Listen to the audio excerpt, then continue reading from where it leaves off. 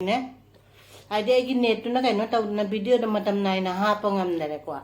de me am ge video so ade video jengam da asu mayam jaw gore duai delay da la ba ne je matam nai na ai gi video si so ha pa ne me am ge video so jengani comment so tawra ne comment reply so pirani ada di jada na ha tam ne kwa jam no ata ada net ki jam problem moi ai gi simte delay go ita ui mai khang de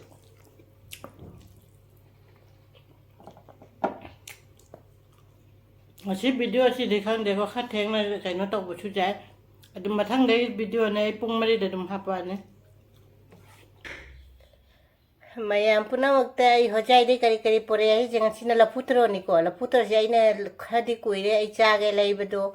Lapho Thoro ani khakti cha re du alem bre na pura dum la sina yongchak ni se yongchak se chinju gi yongchak si na mana khra hape son sai che na mana hapuk pani si chinju gi yongchak se sina khoina leira purak pani si yongchak mayam se ai yongchak mayam se acha su sem gai khallim te ngari sina tonga do khoi tonga se piket oina pore aba manam nam thine na sim piket mari ka pore sigana chinju gi na kaino ne yongchak sinjugi yongchak to aina sumaina kanghalaga pura lae sina morok masinga sina tejpata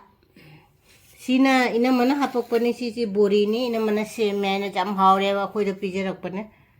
duga sina kaino ne haribo yongchak khotna ba sina yongchak kanghan badu mayam na hairak poi du mong dei na yongchak se kanghala purakpani yongchak se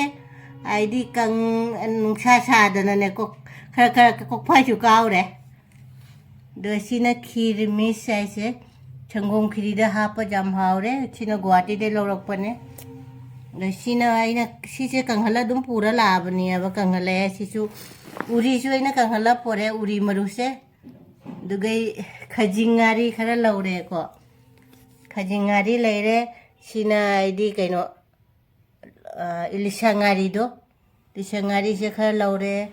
si thabi je siga cha phang de ba si ina mana dum hapa si ina mana hapa si palu ka bi si de ko hingon ge ni ko si palu ka bi se adi jendem maru sumatte ba pan maru sumatte si se palu ka bi se manipur da di si sinju cha ba ai ui ma youtube ta hapak pa si sinju pan hai na mare si mangra sina ne ina magi hingon da ne ina mana ta na leirame ina mana hapak pa ne si isko nama bazaar de lek pada dum aina pura lai aina man dum hape aina chahau cheng ne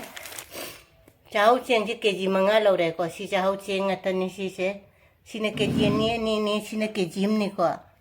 de sina chempak ni sina chahau chempak si chahau chempak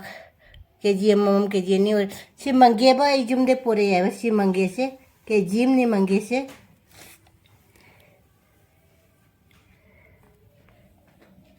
Koli hoai ka si kanghala pore ini se cha phang de na yongchak morok masinga morok se phe haute siga morok singche sina kaino yongchak aina pamjaba yongchak ngasi se si kaino se dasa kusa se hawai da matum hapake hawai mairong bi hawai thongge hari bok pa hapaga hawai sok tawre kaino do mairong bi hawai ni ko duga ya kaino do dasa kusa do matum tawraga hapaga thongi me aina hojai de pora Lapho Thoro se kuina leiba jaro eduna yongchak ka Lapho Thoro ka lo hoi ro lag yongchak ki su kuina thamba jaro eba Lapho Thoro se iro le ina alu ga Lapho Thoro ga di yongchak hap tri tilau managa phadigong ga hamna irole mathakta yongchak se hap ke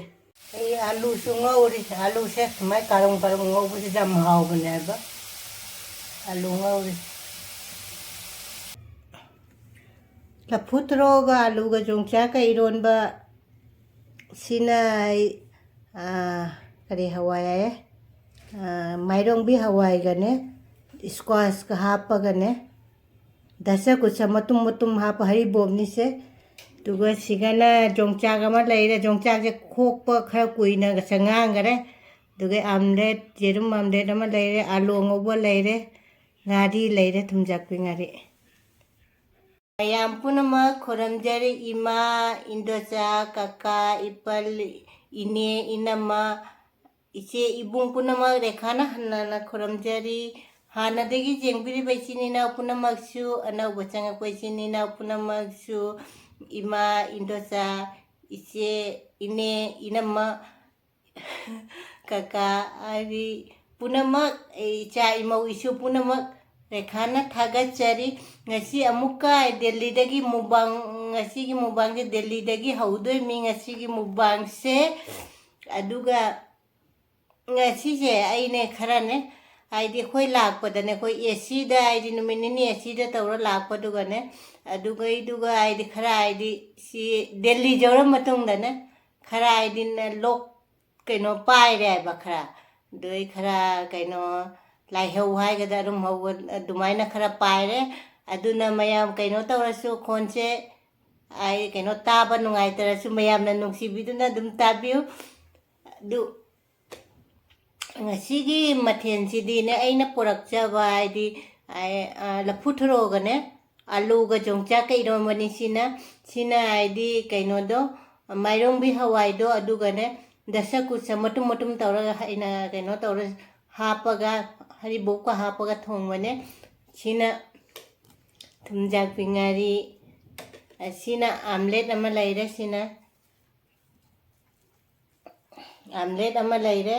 dei jongchak se khara kuina khongna thamu bai machu se kaino on gare iron jam jaw gare alu ngobam leire adu lai gi hana kalasi ko adu silai gi se chak hape alu ngoba eromba Lapho Thoro eromba de hawai dugai kaino se Thomyakpi ngari sikhap chika chi hapa lai gi sing tanga hap ke ngasi se khara kain lok pai na ne khara kaino tawre ko lai gi hana khora mase aigonda inaw amna hairakpane ba ai je uji kaino taw inaw di maming do ai kaino taw ngamre mathang dum hairakke ko ai di inaw dugi icha nupa icha do ne para nupi da du di khangde ko mana hairakpane ko jam nungsina hairakpa ko makta normal matte hai angang do adu ai gi video se jengaga rekha anti chakcha gare hai angang do chakcha ai je jam na ai di nungai ba kainom pau ni ko jamna aibu aigi chakcha ba se uraga ngang do na chakchai so jamna nungsie aidi maming du dei mathang video dai jenga dum hairake ko aduga aiga anita ga inaupi anita ga video ma thagat ki bodo adu video de jenga ga aidi ngang du na aidi nuk na ngang du na harau bodo adu ne ba khoina YouTube ta aidi harau jari bodo mayam na khoi gi da chaba chaning da ba leirasu akhoi gi jenga chabado adune ba khoina pamjari se mayam ngasi gi di chaba haure se Lapho Thoro ironba jongchak ta gare na jongchak ka jaw na si Lapho Thoro ironba ne se aina purak pani jumdai purakpa ngasi jumda purakpa singje hana cha gi ga duga mayam gi request sing do charakke ko si sing gi di phangda bani sigai siga Samin narasi kainoga omelette ka dum ilage ko eromba chiga mayam se omelette se jawri ko omelette se mathak ta hap ke udabra kan mayam se punamak ima indocha punamak tani ai do icha imau isu punamak tani aina ilise se saraga hairo haubra hautra ai do Samin narasi ko charasi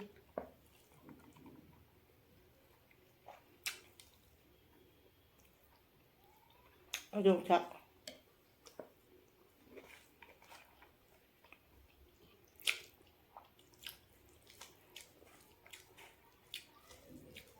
haure Lapho Thoro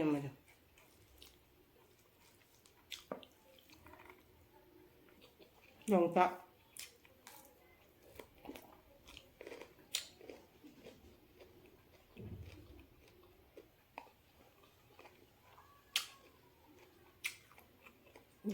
yongchak cái thân để ấy cái gì mà cua cái mà tôi ngang chân thì sẽ kỹ nó không để cái tăng hai bị đầu mà ngang cái kỹ nó ấy là tay là chà bộ vào đây mà nó ngon rồi ở đây đâu mà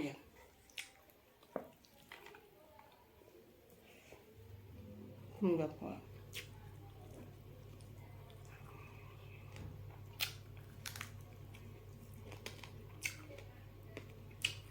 à chúng ta cái ngari thì làm cha rồi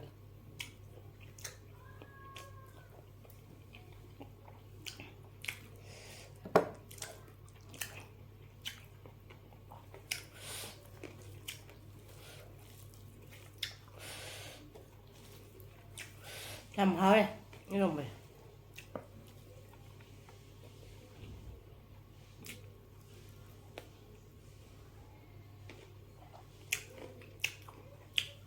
ayun dumapake ay di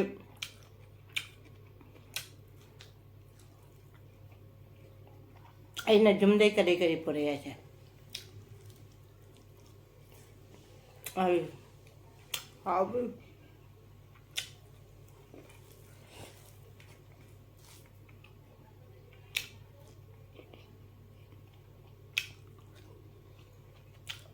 ay na pura pone cha bada pura amuang na giúp mình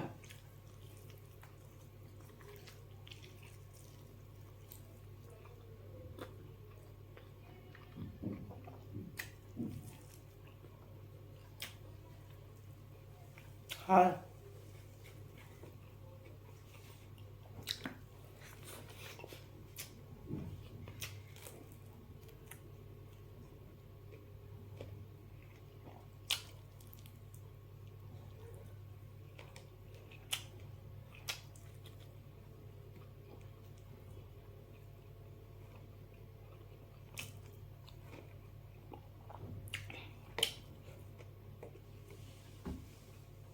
hào đây cái nó tao cái này không một sát tắt sẽ cha vào dầm hào đây Delhi dah hoja deh halaga Delhi dah hamba mubang aja nih sige mubang sih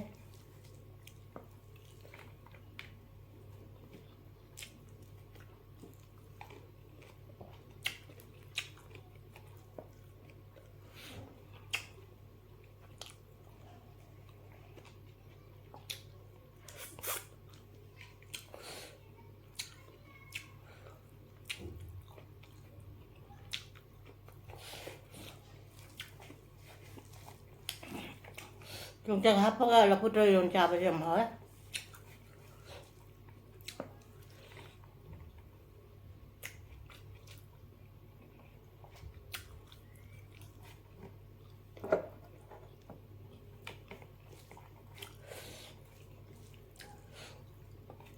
koi lak ai di thunga bani ngarang ta thunga bani ba adu ka chumba ai di hinjang na pilai dire ai koi jau dak ba hinjang na pit na cha de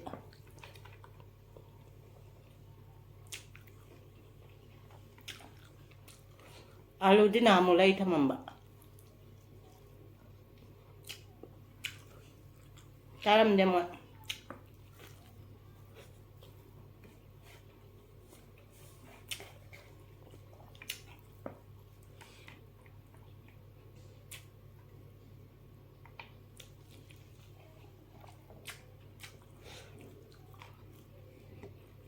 gặp ngay cha bà hàng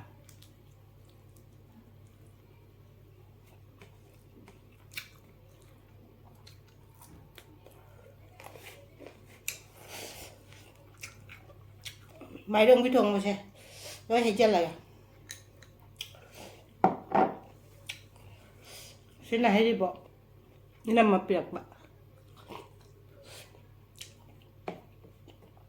khi video chỉ cho nó cái này nó mà nó bọc bọc thôi nó cái bọc bọc đấy khá khôn chứ khá cái nó trâu ra có nó trâu cái đó mà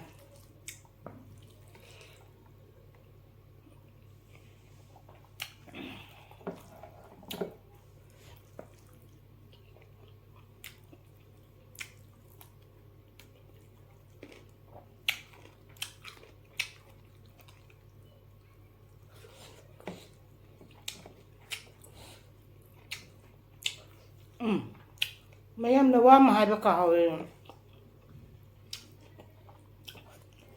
ấy à sao hồi dậy được squash nha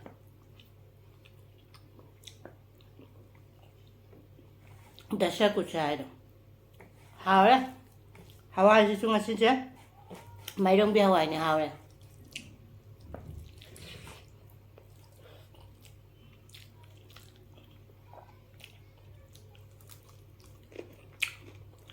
cái bùm này bạn bùm mình nó chặt thôi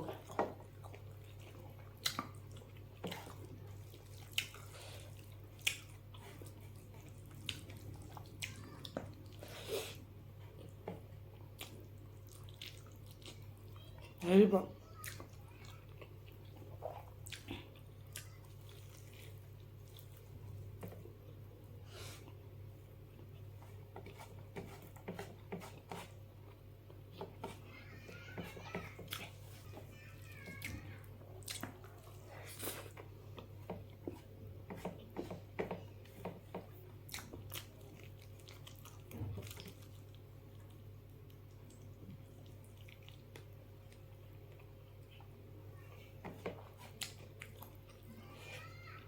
đã sẽ cút sai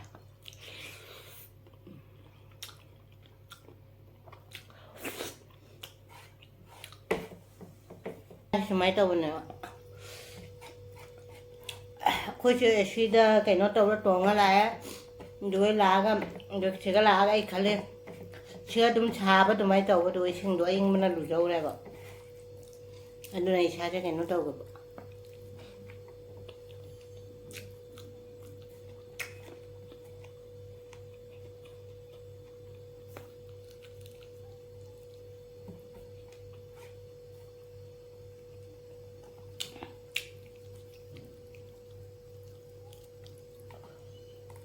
Thomyakpi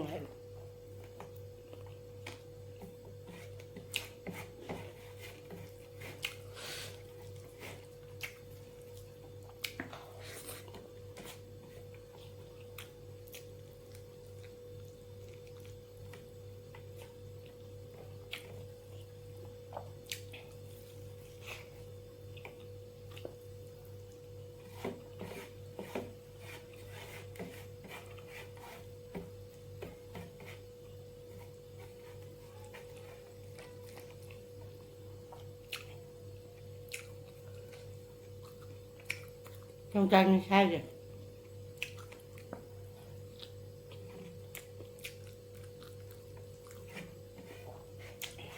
dan cha dati ulang ya Delhi da vậy ai cái nó tôi sẽ lúc nó mang ra rồi cơ lúc nó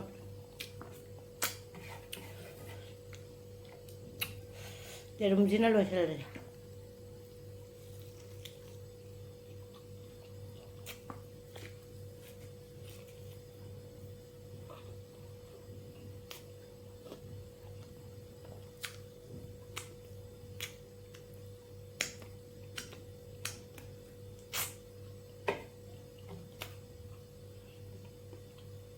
Mayang ngasi di jam hau gare Lapho Thoro iron base alu ga Lapho Thoro ga doi yongchak kai dam base hojai de porang na chare mi ko Delhi da dugai ge hawai mairong bi hawai je ina hojai de porak pane ai de kaino si chu dasa ku cha chu ha pa ga hairi bop china khoi na mana pirak pa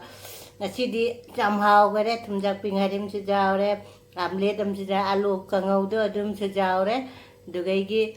yongchak tu ga Kuawa mata kare jam hau kare anau bai chini nau na igi video che jeng bira che subscribe like share nungsi comment do pibiro mathang da ID ai mayam na request to mathang cara ge ai ya ꯍꯣꯖꯥꯏꯗ ꯆꯠꯂꯨꯕꯗꯣ ꯑꯗꯨꯒꯩꯗꯣ net ꯌꯥꯝ problem ꯑꯣꯏꯅ ꯑꯩꯅ ꯚꯤꯗꯤꯑꯣꯗ ꯀꯩꯅꯣ ꯇꯧꯕ ꯉꯝꯗꯕ ꯑꯗꯨ ꯑꯅꯧꯕ ꯏꯆꯤꯟ ꯏꯅꯥꯎꯅ ꯑꯩꯒꯤ ꯚꯤꯗꯤꯑꯣꯁꯦ ꯌꯦꯡꯕꯤꯔꯁꯨ ꯁꯕꯁꯀ꯭ꯔꯥꯏꯕ ꯂꯥꯏꯛ ꯁꯤꯌꯔ ꯅꯨꯡꯁꯤ ꯀꯃꯦꯟꯗꯣ ꯄꯤꯕꯤꯔꯣ ꯃꯊꯪꯗ ꯑꯍꯥꯎꯕ ꯑꯃ ꯊꯣꯡꯉꯛꯑꯒꯦ ꯑꯍꯥꯎꯕ ꯑꯃ ꯆꯥꯔ ꯉꯁꯤꯗꯤ ꯁꯤꯒ ꯊꯝꯃꯦ ꯕꯥꯏ